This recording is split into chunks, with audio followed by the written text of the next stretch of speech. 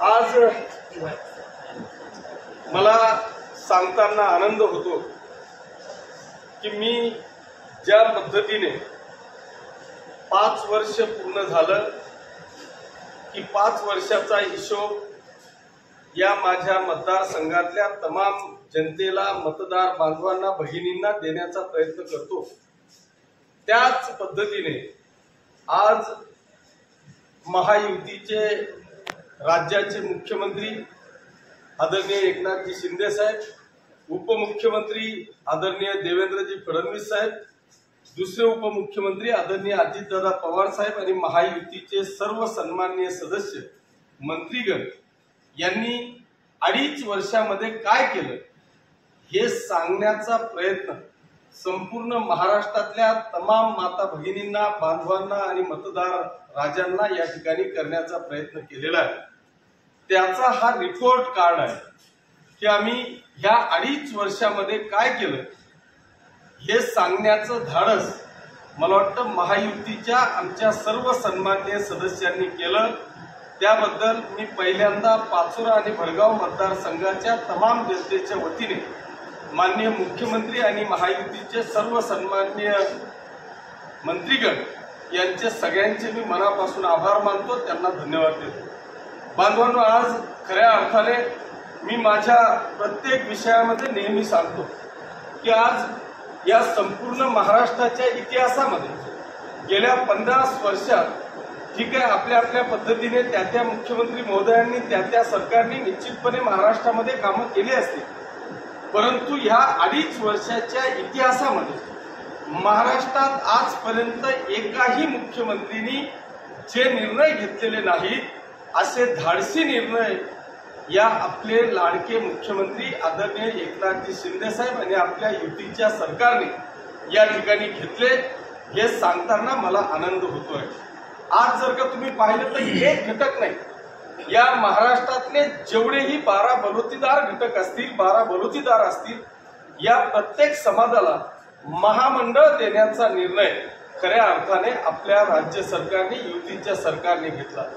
आज जर तुम्ही पाहिलं तर खऱ्या अर्थाने नारी शक्तीचा सन्मान करण्याचा जो काही निर्णय आपल्या या युतीच्या सरकारने घेतला, अगदी जन्माला आल्यापासून तर आमच्या शेवटच्या प्रवासापर्यंतची सगळी सुविधा देण्याचा प्रयत्न आपल्या युतीच्या सरकारने केला। मुलगी जन्माला आली की तिच्या अकाउंटवर 7,000 रुपये पडतात, ती अंगणवाडीत गेली की 5,000 रुपये पडतात आणि 18 वर्षाची झाली की ती लखपती होते, तिच्या अकाउंटवर 1,01,000 रुपये पडतात। 18 वर्षाच्या नंतर तिला जर का शिकायचं आहे, अनेक आमच्या गोरगरीब विद्यार्थ्यांची शिकायची इच्छा आहे। माझी आता एका फार्मसी कॉलेजला मीटिंग होती, त्या मीटिंगमध्ये सहज चर्चा करताना आमच्या त्या संस्था चालकांनी सांगितलं की आज एका विद्यार्थिनीची फी ही 80,000 रुपये आहे आणि अशा अनेक विद्यार्थिनींनी आज माझ्याकडे ऍडमिशन घेतली, त्यांना रुपया सुद्धा शुल्क या ठिकाणी लागलेलं नाही। याचा अर्थ असा आहे की आतापर्यंत जर का विद्यार्थिनीला शिकायचं असेल तर तिच्या आई वडिलांची परिस्थितीचा पहिल्यांदा तिला तपास करावा लागेल, पण आज माझ्या लाडक्या बहिणीला, त्या विद्यार्थिनीला जर का इच्छा असेल तर तिला परिस्थितीचा आता विचार करण्याची आवश्यकता नाही, ती डायरेक्ट जी इच्छा असेल ते शिक्षण घेऊ शकते। एवढा मोठा धाडसी निर्णय आपल्या या युतीच्या सरकारने केला। ती 21 वर्षाची झाली की ती या माननीय मुख्यमंत्री महोदयांची लाडकी बहीण बनते आहे। 21 वर्षापासून तर वयाच्या 65व्या वर्षापर्यंत 1,500 रुपये तिच्या अकाउंटवर येत आहे। लोक विरोधक अशा पद्धतीने सांगत होते की हे फक्त इलेक्शनचा जुमला आहे, पण माझ्या या लाडक्या सरकारने, आपल्या या युतीच्या सरकारने यांच्या नाकावर टिचून आचारसंहिता लागायच्या आत नोव्हेंबर याचा सुद्धा पैसा आपल्या या युतीच्या सरकारने आमच्या लाडक्या बहिणींच्या अकाउंटवर टाकला। तिचं वयाच्या 60-65 वर्षाची झाली की संजय गांधी आणि श्रावणबाळची योजना आमच्याकडे आहे, म्हणजे ती शेवटच्या प्रवासापर्यंत ती योजना आपली लागू आहे। याच्यावर थांबले नाही तर प्रत्येक या महाराष्ट्रातल्या प्रत्येक भगिनीला जी खऱ्या अर्थाने काळाची गरज आहे ती म्हणजे सिलेंडरची। प्रत्येक वर्षी प्रत्येक कुटुंबामध्ये 3 सिलेंडर देण्याचा निर्णय आपल्या युतीच्या सरकारने घेतला। एवढ्यावर थांबले नाही तर आपण अनेक गोरगरीब कुटुंबांना त्यांनाही वाटतं की रामाच्या दर्शनासाठी मी देखील अयोध्येला जावं, महालक्ष्मीच्या दर्शनासाठी मी देखील कोल्हापूरला जावं, परंतु आर्थिक परिस्थिती नाही म्हणून माझे गोरगरीब कुटुंब या अयोध्या किंवा तीर्थक्षेत्राला जाऊ शकत नाही। म्हणून प्रत्येक कुटुंबाला 30,000 रुपये तीर्थक्षेत्रासाठी या ठिकाणी जाहीर केले। जळगाव जिल्ह्याचा जर का आपण विचार केला तर मागच्या आठवड्याला 1,000 आमच्या माता भगिनी ह्या अयोध्येला गेल्या।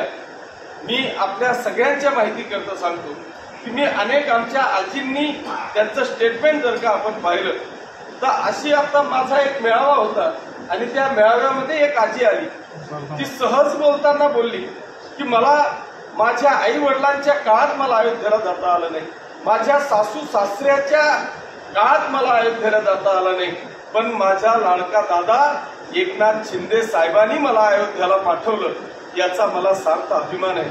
अशा कौतुक करणारे अनेक कुटुंब आपल्याला या संपूर्ण महाराष्ट्रामध्ये या ठिकाणी पाहायला मिळतील आणि म्हणून मी निश्चितपणे या संपूर्ण मतदारसंघाच्या वतीने माननीय मुख्यमंत्री एकनाथजी शिंदे साहेब आणि आपल्या या महायुतीचे माझ्या मतदारसंघाकडून मनापासून आभार मानेल, त्यांना धन्यवाद देईल की खऱ्या अर्थाने आतापर्यंत अनेक राज्यांमध्ये 1,500 रुपये महिना कदाचित चालू केलेला असेल, पण खऱ्या अर्थाने जन्मापासून तर शेवटच्या प्रवासापर्यंतचा खरा सन्मान जर कोणी केला असेल आमच्या नारी शक्तीचा तर तो माननीय मुख्यमंत्री एकनाथजी शिंदे साहेब आणि आपल्या युतीच्या सरकारने केला। मग याच्यानंतर अनेक विरोधक बोलायला लागले की आज नारीचा सन्मान केला, लाडकी बहिणीला तुम्ही पैसा देताय, मग लाडक्या भावाचं काय? पण त्यांना पूर्ण होत नाही तोपर्यंत त्या लाडक्या भावाचा सन्मान माननीय मुख्यमंत्री महोदयांनी केला। त्यांनी पाहिलं की या संपूर्ण राज्यामध्ये अनेक बेरोजगार की जो ग्रॅज्युएट आहे, डबल ग्रॅज्युएट आहे, अनेक प्रकारचे डिप्लोमा डिग्री त्यांनी घेतलेली आहे, परंतु तो बेरोजगार म्हणून फिरतोय। मला आज सांगताना अभिमान वाटतो की या राज्यातल्या 10 लाख तरुणांना 6,000 आणि 10,000 रुपये महिन्याप्रमाणे 6 महिन्याची इंटर्नशिप त्यांना दिली। मला खात्री आहे की ह्या 2 योजना जर का आपल्याला कायमस्वरूपी टिकवायच्या असतील, एक नारी शक्तीचा सन्मान आणि दुसरा ह्या युवा तरुणांना दिलेला रोजगार, हा जर का आपल्याला कायमस्वरूपी टिकवायचा असेल किंबहुना याच्यात वाढ करायची असेल, 6 महिन्याकरता दिलेली इंटर्नशिप आपल्याला जर का परमनंट करायची असेल तर मला वाटतं येणाऱ्या काळामध्ये माननीय मुख्यमंत्री एकनाथजी शिंदे साहेब आणि युतीच्या सरकारशिवाय आपल्याला या महाराष्ट्राला पर्याय नाही। म्हणून मी निश्चितपणे राज्य सरकारचे मनापासून आभार मानत असताना ज्या काही अशा अनेक गोष्टी आपल्या या सरकारने केल्या, मग सांगितलं गेलं की आमच्या शेतकरी बांधवांसाठी काय केलं। अरे या शेतकरी बांधवांनी एक ऐतिहासिक निर्णय घेतला। एक ऐतिहासिक निर्णय असा घेतला की आतापर्यंत कुठल्याही सरकारने या शेतकऱ्यांचं वीज बिल माफ केलेलं नव्हतं, पण माझ्या या युतीच्या सरकारने राज्यातल्या तमाम शेतकरी बांधवांची 100% वीज बिल माफ केली। नुसती वीज बिल माफ केलं नाही तर भविष्यात त्यांना याची पंपाचं वीजच येणार नाही, बिलच येणार नाही याची काळजी त्यांनी घेतली। आज बऱ्याचदा असं होतं की तुम्ही पूर्ण मतदारसंघात फिरल्यानंतर अनेक आमचे शेतकरी बांधव आहेत की त्याला रात्री बेरात्री शेतात जावं लागतं, लाईट जी आहे ती हुलचुक्या देते आहे आणि म्हणून नेमकं काय केलं पाहिजे। तर आज मला सांगताना आनंद होतो की या संपूर्ण महाराष्ट्रातल्या तमाम शेतकरी बांधवांना सोलरच्या पंपासाठी तब्बल 90% सबसिडी देणारं हे राज्यातलं पहिलं सरकार असेल की 7.5 हॉर्स पॉवरचा पंप जर का लावायचा असेल त्याची किंमत जर का 4,40,000 रुपये असेल तर तुम्ही फक्त 10% 40,000 रुपये भरा आणि 100% सोलर पंप लावा, रात्री तुम्हाला जाण्याची आवश्यकता भासणार नाही। अशा पद्धतीचं नियोजन दिवसा वीज देण्याच्या संदर्भामध्ये केलं। आज जर का तुम्ही पाहिलं तर पाचोरा आणि भडगाव तालुक्यामध्ये जवळपास 100 करोड रुपयाच्या पुढे पीक विमा आमच्या शेतकरी बांधवांना ऐन दिवाळीच्या काळामध्ये मिळाला।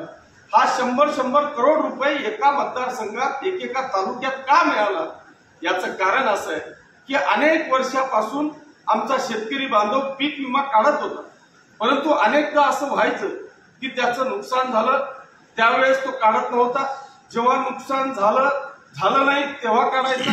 त्याच्यामुळे अनेकदा शेतकरी हा संभ्रमात असायचा की कशा करता 5-10 हजार रुपये मी टाकून आणि पीक विमा घेऊ. त्याच्यामुळे तो विमापासून लांब राहायचा. परंतु आपल्या या युतीच्या सरकारने या महाराष्ट्राच्या इतिहासामध्ये असा पहिल्यांदा निर्णय घेतला की त्यांनी 100% शेतकऱ्यांच्या पीक विम्याची फी ही स्वतः राज्य सरकारने भरली आणि 1 रुपया नाममात्र फक्त त्या शेतकरी बांधवांनी रजिस्ट्रेशन करण्यासाठी जायला पाहिजे म्हणून 1 रुपया फी मला असं वाटतं की फक्त या ठिकाणी घेतली. आपण जर पाहिलं तर या महाराष्ट्रामध्ये अनेक आमचे 12 बलुतेदार समाज आहे की त्या समाजाने महामंडळ पाहिजे अशा पद्धतीची इच्छा व्यक्त केली. नुसती इच्छा व्यक्त केली नाही तर खऱ्या अर्थाने त्याला सत्यात उतरवण्याचं काम आपल्या या युतीच्या सरकारने केलं. या महाराष्ट्रातले 100% समाज यांच्याकरता आता महामंडळाची स्थापना करून प्रत्येक महामंडळाकरता मला वाटतं आर्थिक तरतूद सुद्धा त्या ठिकाणी केली गेलेली आहे. याच्या बरोबर असे अनेक विषय मला या ठिकाणी सांगता येतील की आपल्या या राज्य सरकारने आपल्या या युतीच्या सरकारने या 2.5 वर्षाच्या कार्यकाळामध्ये काय काय केलं. मला असं वाटतं की आजपर्यंत या महाराष्ट्रामध्ये एकमेव पहिला मुख्यमंत्री या महाराष्ट्राच्या इतिहासामध्ये आपल्याला पाहायला मिळाला असेल की त्यांनी या महाराष्ट्रातल्या मराठा बांधवांसाठी 10% आरक्षण देऊन या महाराष्ट्रातल्या कुठल्याही ओबीसी बांधवांना धक्का न लावता 10% आरक्षण तर दिलंच, ते हायकोर्टापर्यंत सुद्धा टिकवलेलं आहे. ते सुप्रीम कोर्टात सुद्धा टिकेल याच्याकरता 100% काळजी घेण्याचं काम मला असं वाटतं की आपलं हे राज्य सरकार आणि माननीय मुख्यमंत्री या राज्याचे मुख्यमंत्री या ठिकाणी करतायत. असे अनेक विकास कामं हे मी फक्त पूर्ण महाराष्ट्रातले सांगितले. तुम्ही जर पाहिलं तर माझा अनेकदा मी या ठिकाणी काम केलं. मी 2-3 हजार कोटी रुपयाचा लेखाजोखा सुद्धा आपल्याला त्या ठिकाणी दिला.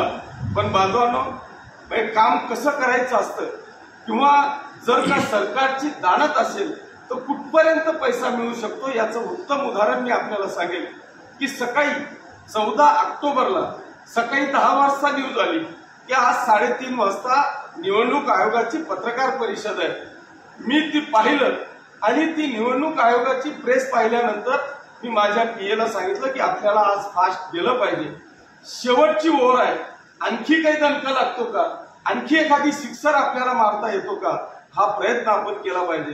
बांधवांनो, तुमच्या सगळ्यांच्या माहिती करता सांगतो की आज 14 ऑक्टोबरला मी 11-12 वाजता मंत्रालयात गेलो आणि त्या मंत्रालयातून शेवटच्या ओव्हरच्या शेवटच्या बॉलला 10 करोड रुपयाचा सिक्स मी त्या ठिकाणी मारला. त्याच्यामध्ये 5 करोड रुपये या पाचोरा आणि भडगाव मतदारसंघासाठी वारकरी भवन मी मंजूर केलं आणि 5 करोड रुपये पाचोरा नगरपालिकेची प्रशासकीय इमारत आपण या ठिकाणी मंजूर केली. म्हणजे शेवटच्या मिनिटापर्यंत सुद्धा आपलं हे सरकार या राज्यातल्या तमाम जनतेला देण्यासाठी होतं.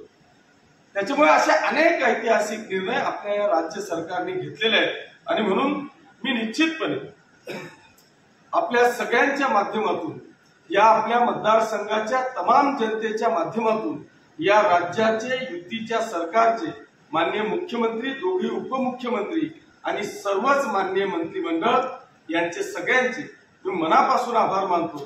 त्यांना धन्यवाद देतो की ही जनता वाट पाहते. ही जनता, हे जनतेने हातात घेतलेलं हे इलेक्शन आहे आणि खास करून माझ्या माता भगिनींनी हातात घेतलेलं हे इलेक्शन आहे. मी तुम्हाला या निमित्तानं उदाहरण देईल की मी एका गावाला माझी सभा होती आणि त्या सभेमध्ये मी या सगळ्या नारी शक्तीचा सन्मान माझ्या सरकारने कसा केला हे उदाहरण देत असताना माझ्या व्यासपीठाच्या समोर म्हणजे पहिले कीर्तनाचा कार्यक्रम होता आणि कीर्तनाचा कार्यक्रम असल्यामुळे सर्व पक्षीय लोक, संपूर्ण गावातल्या माता भगिनी आणि बांधव त्या ठिकाणी होते. ते कीर्तन आटोपल्यानंतर माझी सभा होती, त्याच्यामुळे जे सगळे आलेले होते ते ऍज इट इज त्या सभेसाठी थांबले आणि मी माझं भाषण चालू केलं. तेव्हा मी नारी शक्तीचा प्रवास सगळा माझ्या सरकारने कसा दिला हे सांगण्याचा प्रयत्न केला। त्या ठिकाणी हे सांगत असताना एका विरोधी पक्षाचा व्यक्ती त्या ठिकाणी उभा राहिला आणि त्यांनी सांगितलं, म्हणजे तो उभा राहिल्यावर तर माझे व्यासपीठावरचे पदाधिकारी म्हटले तू बैस खाली। त्यांना वाटलं की हा काहीतरी वेगळं सांगेल, पण मीच म्हटलं की अजून काय वेगळं विचारेल, जगाच्या पलीकडे थोडंच काही विचारणार आहे, तू विचार। मी त्यांना उभं केलं। बांधवांनो, त्यांनी सांगितलं की आप्पा मी एका विशिष्ट पक्षाचा आहे, मी एका पक्षाचा विरोधी पक्षाचा कार्यकर्ता आहे, तुम्ही जे सांगताय ते 100% बरोबर आहे। मी त्यांना सांगत होतो की आता महाराष्ट्रातल्या माता भगिनींची अशी मानसिकता झाली आहे की त्या स्वतःच्या नवऱ्याचं सुद्धा ऐकणार नाहीत, एवढं प्रेम आपल्या लाडक्या भावावर माननीय मुख्यमंत्री महोदयांवर करताय। त्यांनी तेच सांगितलं की आप्पा माझी परिस्थिती तशी झाली, मी माझ्या मिसेसला सांगितलं की आपण ह्या पक्षाचे कार्यकर्ते आहोत, आपल्याला इकडे मतदान करावं लागणार आहे, पण त्या ताईंनी सांगितलं, ती पण तिथंच बसलेली होती ती ताई, त्या ताईंनी सांगितलं की तुला पटेल ते कर, मी माझ्या एकनाथ शिंदे साहेबांसारख्या भावाला आणि किशोर अप्पाला कदापि सोडणार नाही, तुला पटेल तिकडे जाय।